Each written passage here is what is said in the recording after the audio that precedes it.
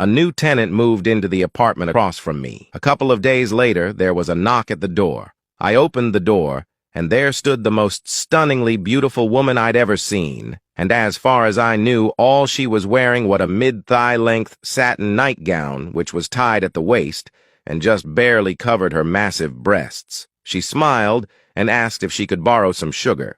I stammered a quick yes and got her a cup, but we stood in the hallway chatting for a moment. I found it difficult to concentrate as her gown seemed to slowly part, showing more and more, and my cock got harder and harder with the view. Suddenly she looked around, then whispered, "I hear someone coming. Maybe we should carry on the conversation in my apartment." She grabbed my hand and we quickly entered her apartment. She closed the door, then turning towards me, she slowly undid her robe, letting it fall to the floor. She was now completely naked. "Well?" she said seductively. "What do you think is my best feature?" "Your ears," I replied softly as I gazed in wonder. "My ears?" she replied questioningly. "Yeah, when you said I can hear someone coming, it was me."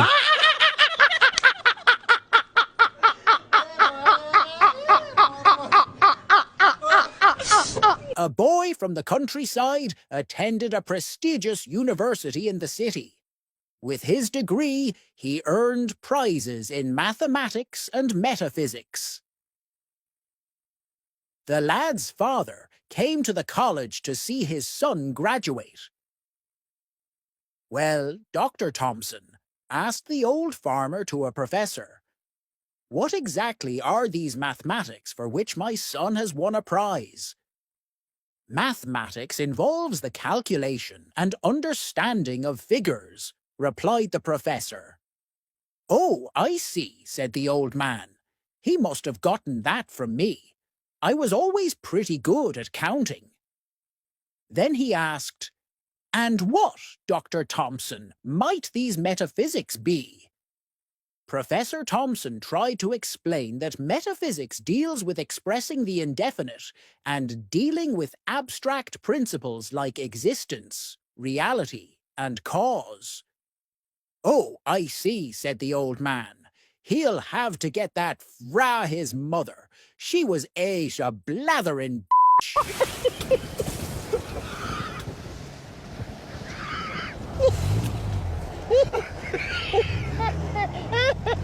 So during the wedding rehearsal, the groom pulled the pastor aside with a special request. "Listen," the groom said, slipping a $100 bill into the pastor's hand. "When we get to the vows, can you leave out the part where I promise to love, honor, obey, and be faithful to her forever? Just skip over that, okay?" The pastor nodded subtly, and the groom walked away, feeling pleased with himself. The day of the wedding arrives, and everything is going smoothly. The bride and groom reach the part of the ceremony where they exchange vows.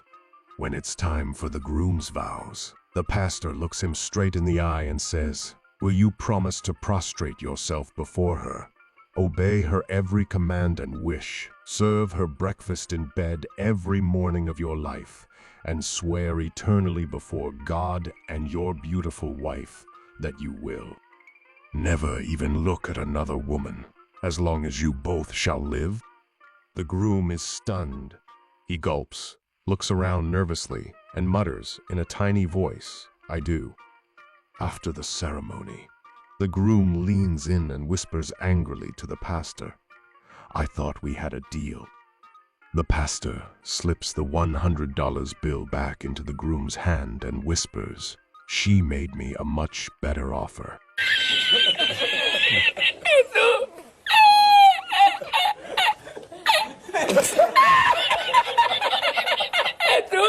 This guy sees a sign in front of a house. "Talking dog for sale."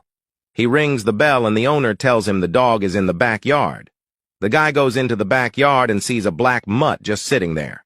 "You talk?" he asks. "Yep," the mutt replies. "So, what's your story?" The mutt looks up and says, "Well, I discovered this gift pretty young, and I wanted to help the government.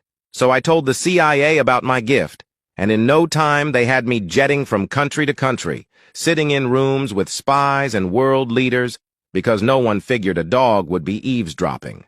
I was one of their most valuable spies 8 years running. The jetting around really tired me out, and I knew I wasn't getting any younger and I wanted to settle down. So I signed up for a job at the airport to do some undercover security work, mostly wandering near suspicious characters and listening in. I uncovered some incredible dealings there and was awarded a batch of medals. Had a wife, a mess of puppies, and now I'm just retired. The guy is amazed. He goes back in and asks the owner what he wants for the dog. The owner says, $10. The guy says, "This dog is amazing. Why on earth are you selling him so cheap?" The owner replies, "He's such a liar. He didn't do any of that stuff."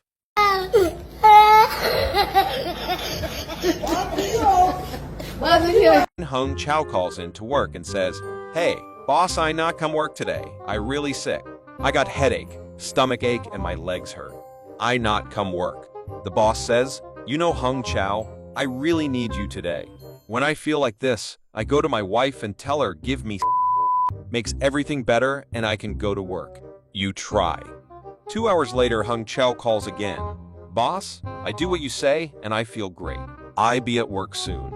You got nice house." Remember, someday you will all die. It's gonna happen, maybe right now. I'm so high, and that's okay. Back in the day, I was locking folks up. So get out and go to prison. Do not listen to me, and do not be birds. And let me be clear, the sky is round. The earth is blue. Howard University, you. Thank you for watching my video. And please subscribe on my YouTube channel. Good day.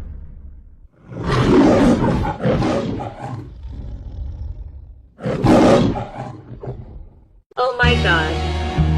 You're so awesome, Lawrence Lim. It's Lawrence Lim with the W. This is the day that you will always remember as the day that you... Do it! Just do it! Don't let your dreams be dreams. Yesterday, you said tomorrow. So just do it! Make your dreams come true! Just do it!